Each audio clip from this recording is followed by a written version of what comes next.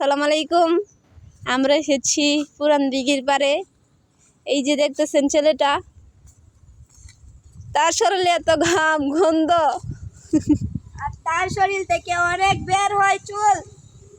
আর এই ছেলেটা দেখছেন অসহায়ের মধ্যে এখানে বসে আছে। একটু বলেন কিছু আপনি।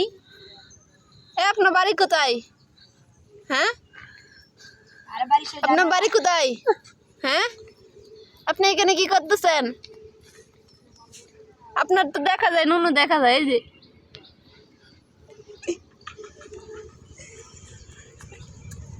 আপনি এখানে কি করতেছেন? হ্যাঁ উমা, এই যে দেখেন আমাদের দুষ্টু পোলাপান কি করে।